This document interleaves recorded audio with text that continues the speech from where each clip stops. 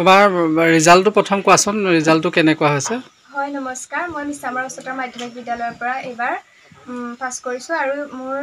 পাৰ্চেণ্টেজটো হৈছে 86.8 আৰু মই 5টা বিষয়ত লেটাৰ নম্বৰ পাবলৈ সক্ষম হৈছোঁ কি বিষয়ত লেটাৰ পাইছা মই পলিটিকেল সায়েন্স ইকনমিক্স জিঅ'গ্ৰাফি স্বদেশ অধ্যয়ন আৰু আছামিছত পাবলৈ সক্ষম হৈছোঁ কলা শাখাত ন হয় কলা শাখাত আৰু তোমাৰ দেউতাই কি কৰে বৃত্তি কি দেউতাৰ দেউতাৰ বৃত্তি হিচাপে ক'বলৈ গ'লে সাধাৰণতে আমাক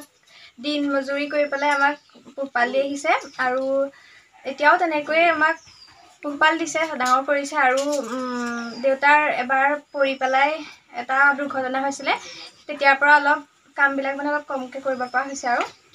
ইমান বেছি তেনেকৈ কাম কৰিবলৈ অসুবিধা হয় মানে শাৰীৰিক অসুস্থতা আছে মানে তুমি যথেষ্ট সমস্যাৰ মাজেৰে অধ্যয়ন কৰিবলগীয়া হৈছে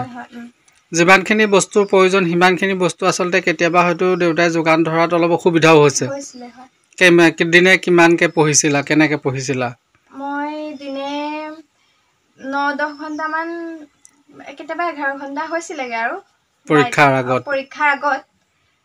মাজতে কেতিয়াবা কমিও যায় আৰু স্কুলত শিক্ষাগুৰুৱেও কৈছিলে অলপমান টাইমটো মানে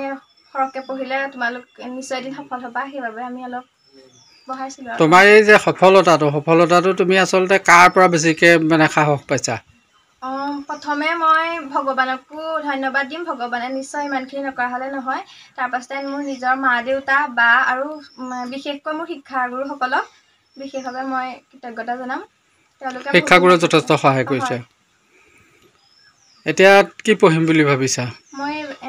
BA পঢ়িম বুলি ভাবিছোঁ পলিটিকেল সায়েন্সত মেজৰ লৈ ডিকেডি কলেজতে